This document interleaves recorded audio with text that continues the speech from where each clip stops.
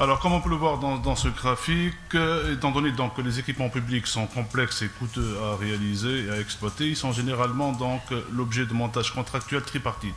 Donc, on a d'une part un contrat principal entre donc, la personne publique qui passe le marché et la société de projet. On a un contrat de financement entre l'établissement prêteur et la société de projet. Et enfin, un accord direct entre la société de projet et les sous-traitants. Bon. À ce niveau-là, donc, apparaît une contrainte pure de financement privé. Donc, les différentes études ont montré que l'essentiel des financements donc, est apporté par le marché financier sous forme de dette à 90%.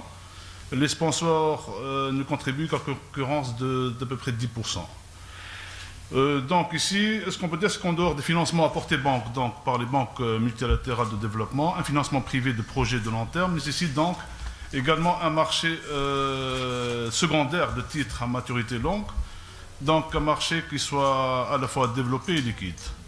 Or, le problème, c'est que ces deux conditions ne sont pas satisfaites actuellement en Tunisie, nonobstant le financement des PPP. Bon, une piste à creuser serait la solution adoptée, donc lancée par l'Union européenne, Pilot for the Europe 2020 Project Bond Initiative, ce qui est un programme censé combler donc les besoins de financement des projets publics d'infrastructures à travers la création donc, de nouveaux instruments financiers facilitant dans le financement privé de ces projets. Bon, alors ici, si on se réfère à l'exposé des motifs du projet de loi, donc il est stipulé que chaque partenaire assume les risques qu'il assume le mieux. Donc traditionnellement, l'État assume des risques politiques et organisationnels, c'est-à-dire essentiellement les autorisations administratives, et le privé ces risques, des risques de construction et d'exploitation. Donc, au niveau du risque de construction, si un actif ou une infrastructure ne sont pas achevés, selon les spécifications convenues, donc le partenaire privé doit supporter des pénalités financières, ce qui rentre naturellement dans la logique des contrats incitatifs. Mais ici, l'importance du risque de construction n'a de sens que si le financement s'opère via une levée de fonds prêtable sur le marché financier. Et donc le financement privé serait alors fortement conditionné par la qualité de la signature de l'entreprise privée porteuse du projet. Et donc là rentrent donc, en jeu les agences de notation pour apprécier cette signature. Deuxième type de contraintes, des contraintes liées au risque de comportement stratégique de sociétés porteuses de projets. Donc ici, si la solution de titrisation constitue donc un argument de taille pour attirer les bailleurs de fonds privés, elle leur permet également une sortie stratégique avant le terme du contrat PPP.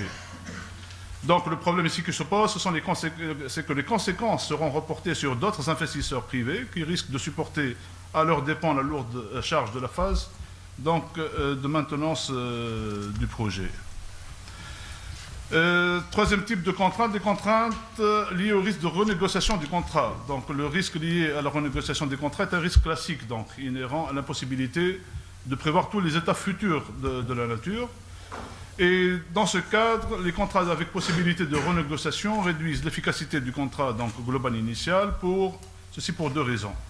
Première raison, c'est que la renégociation conduit à une nouvelle réallocation des risques qui peut s'avérer sous-optimale, étant donné donc l'imperfection de l'information caractérisant la relation partenaire public-partenaire privé.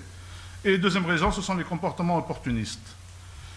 Et dans ce cas, le pouvoir de renégociation du partenaire public sera d'autant plus fort que l'actif construit par le partenaire privé est non redéployable. Mais par contre, ici, le partenaire privé peut toujours jouer sur l'impératif de la continuité du service public pour infléchir les positions du partenaire public, et donc la question qui l'emportera, et donc tout va dépendre de l'arbitrage.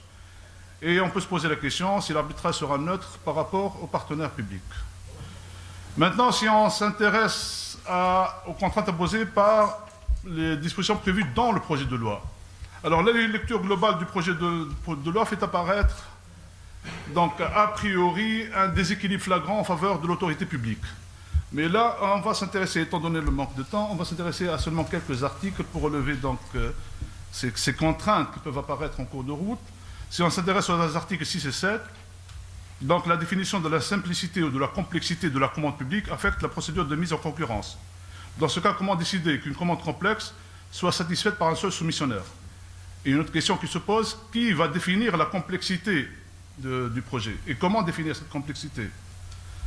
Si on s'intéresse aux articles 8, 9, 10, 11, donc ici on constate une procédure lourde pour la soumission inscrite dans le cadre de l'initiative privée. Le soumissionnaire doit établir lui-même l'étude d'impact sans garantie d'adjudication. Donc ici se pose un problème d'asymétrie d'information. Donc la valeur de l'indemnité étant fixée ultérieurement par décret, le soumissionnaire porteur d'une initiative originale ou novatrice risque de perdre le bénéfice que lui confère l'aspect novateur de son projet ou, au meilleur des cas, sera sous-indemnisé.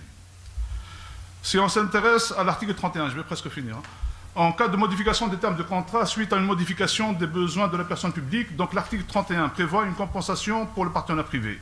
Or, deux problèmes se posent ici. Les coûts additionnels supportés par le partenaire privé suite aux modifications demandées seront-ils couverts par la compensation accordée?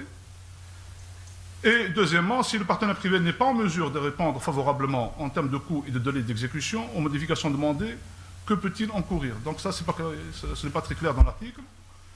L'article 41, dans son alinéa 1, cet article prévoit une rupture unilatérale du contrat de partenariat sans qu'il n'y ait de défaillance de la part du partenaire privé. Donc ici, en absence de justification acceptable de la rupture unilatérale, cet alinéa ouvre la porte aux abus de l'autorité publique, même si une indemnisation est prévue. Enfin, l'article 49, ici l'octroi de privilèges fiscaux réservés aux investisseurs étrangers induit une discrimination à l'égard des investisseurs locaux. Je vous remercie.